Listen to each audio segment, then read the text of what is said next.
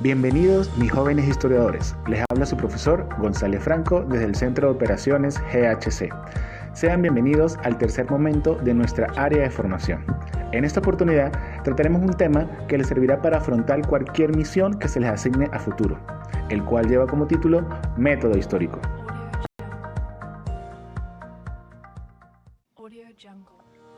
Cuando nos referimos al contexto histórico, corresponden a las circunstancias y las incidencias que rodean a un suceso. Este contexto está formado por todo aquello que de alguna u otra manera influye en el hecho cuando sucede. Un hecho siempre está atado a su tiempo, es decir, a su época. Es importante mencionar que los elementos que influyen en un hecho histórico siempre están relacionados con condiciones sociales, religiosas, económicas y políticas, que existieron durante cierto tiempo y lugar. Es lo que nos permite interpretar y analizar obras en el caso de arte y patrimonio o eventos del pasado, lo que nos concierne a GHC, en lugar de simplemente juzgarlos según los estándares contemporáneos. En esta oportunidad se pretende que ustedes logren comprender los hechos en el pasado y que sepan situarlos en su contexto, que entiendan que los hechos históricos no se pueden estudiar de forma aislada y memorística, donde no haya una relación con el espacio y el tiempo, y no caer en el relato sin comprensión. Estudiar historia no es nombrar un sinfín de sucesos de forma mecánica, es decir, sin sentido. De nada sirve mencionar títulos y breves definiciones. La otra intención es que puedan transmitir de forma organizada lo que en pasado se ha estudiado, utilizando ciertos medios y que sean capaces de exponer una explicación histórica relevante, donde se depure la información y se utilice lo esencial.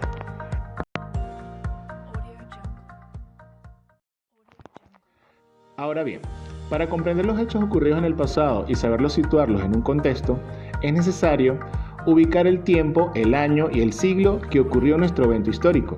De esta manera, les permitirá ubicar aquellos eventos de gran relevancia ocurridos antes y después del que a ustedes les interesa. Por ejemplo, si mi evento histórico se refiere a la Revolución Francesa ocurrido en 1789, es decir, en el siglo XVIII, tengo que identificar cuáles son aquellos hechos de mayor índole ocurrido en esta época. Por ejemplo, sería en este caso la Ilustración y la Revolución Industrial. Luego, cuando ya tenga identificado cuáles son esos hechos ocurridos, tengo que ubicarlos de una forma sencilla, estableciéndole una secuencia temporal. Posteriormente, utilizo convenciones cronológicas adecuadas, tales como líneas de tiempo o otras representaciones gráficas que me permita observar o determinar de una manera más fácil la secuencia de los hechos que ya previamente identifiqué. Por otra parte, las acciones ocurridas en el tiempo nunca pueden explicarse de forma aislada. Para poderlas contextualizar, se deben considerar los rasgos de las formaciones sociales, por ejemplo, la esclavitud, el capitalismo, es decir, cómo estaba la sociedad, bajo qué parámetros estaba la sociedad durante ese año o durante ese siglo. Por ejemplo, en mi caso de hace un momento, la Revolución Francesa, cómo se comportaba la sociedad en ese momento, bajo qué régimen político estaba, bajo qué sistema económico, bajo qué condiciones se encontraba esta población, ¿sí? Cabe destacar que se debe tener en cuenta que no es posible contextualizar el pasado sin comprender que los acontecimientos históricos tienen generalmente más de una causa y diversas consecuencias. Asimismo, que tanto unas como las otras son de naturaleza muy diferente y por ello, en momento de explicar problemas históricos, hay que saber situar algunas causas y consecuencias en orden de importancia.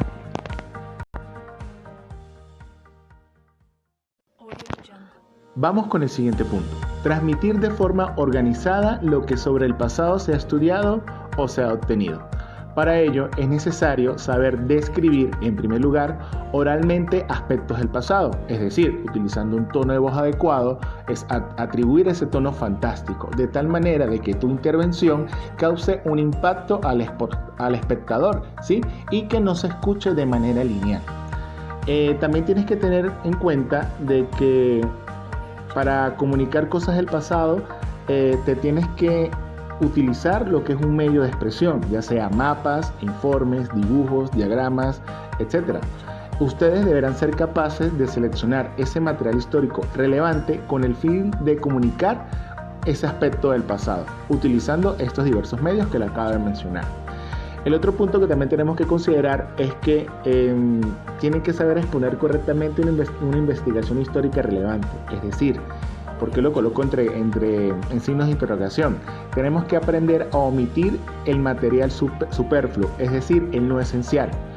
No podemos tratar de relatar de manera específica o memorística un sinfín de hechos porque no lo vamos a lograr. Por eso tenemos que comprenderlo, analizarlo y sintetizarlo. Es decir, apropiarnos de la información y poderlo transmitir de una forma muy fluida. Con respecto a la información, la cual pues primero hay que tomar digamos que tres pasos. Primero, seleccionarla, es decir, seleccionar lo relevante a fin de realizar una exposición completa, precisa, pero equilibrada, ¿sí? El otro punto sería sintetizar esa información con el fin de elaborar una explicación coherente y por último, estructurarla de una forma más apropiada a fin de defender una argumentación analítica, coherente y equilibrada sobre un problema histórico.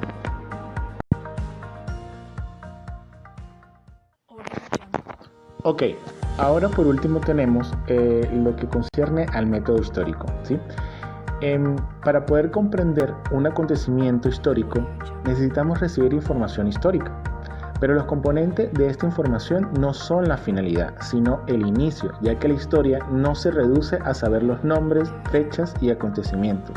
Es necesario una comprensión para poder emitir una explicación sobre el por qué ocurrieron las cosas de una determinada forma en el pasado. Es importante que comprendan que la historia no deberían de percibirla como una verdad acabada o una serie de datos y valoraciones que deben aprenderse de memoria, ¿sí? Para ello es importante seguir este método, ¿sí? En primera instancia tenemos que cuando se le asigne a ustedes un acontecimiento histórico, tienen que recopilar información previa sobre el tema, en este caso de estudio, ¿sí? En esta fase, ustedes tienen que analizar atentamente todos los trabajos, informes, documentos, etcétera, que constituyen el punto de partida de su investigación, ¿sí? Por ejemplo, deberían realizar una búsqueda de los términos que se relacionen a su hecho. Por ejemplo, seguimos con el ejemplo de Revolución Francesa. Yo empezaría, por ejemplo, ¿qué significa revolución? ¿Sí? Sería el tema principal. Luego plantearía mi hipótesis de acuerdo a la información consultada. El siguiente paso sería, por ejemplo, el análisis y clasificación de las fuentes históricas y la crítica de fuentes. En este punto es crucial, digamos, para ustedes o para todo investigador, ya que es frecuente hallar fuentes contradictorias, opuestas y variadas. Ustedes tienen que establecer una valoración de estas fuentes y es la única manera que tienen para apoyar la hipótesis que previamente se han planteado. Posteriormente tenemos lo que es la causalidad. Una vez establecidos los hechos, es evidente que de ellos se derivaron consecuencias o quizás puedan ser la causa de otros. Los testimonios manejados, ellos reflejarán los motivos que tuvieron los protagonistas para intervenir o no en los procesos que ustedes están estudiando. Todo ello forma el complejo entramado de preguntas, no todas con respuestas, que constituyen el final de su investigación.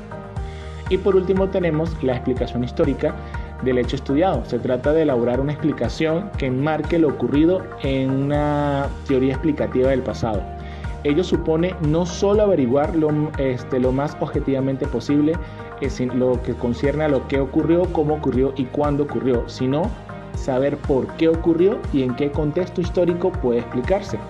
Esta es la base, digamos que, o la fase de interpretación de la investigación, ¿sí? Donde se debe poseer una teoría explicativa de carácter general.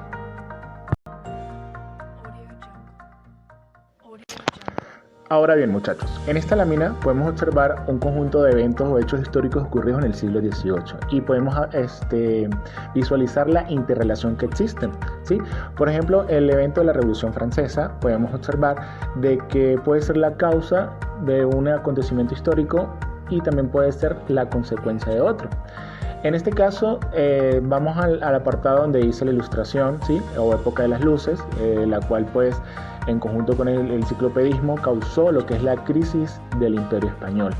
La Ilustración, desde donde se difundieron las ideas de libertad, igualdad y fraternidad, también gracias a los representantes de ella misma, con los que fueron Voltaire, Montesquieu y Rousseau, la cual ellos proclamaban de que la soberanía reside en el pueblo, ¿sí? La cual causó un despotismo ilustrado, que la cual influyó lo que es en el sistema absolutista,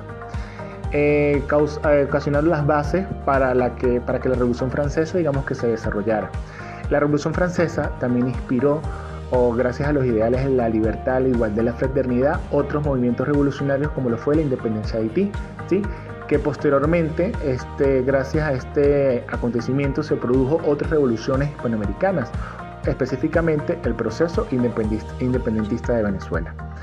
Ok, ya aquí te podemos observar la interrelación que existe entre varios hechos históricos y que la causa de un evento puede ser también la consecuencia de otro. Espero haber aclarado sus dudas. Cualquier inconveniente lo pueden consultar por medio del grupo de Telegram o la mensajera interna de Classroom. Saludos.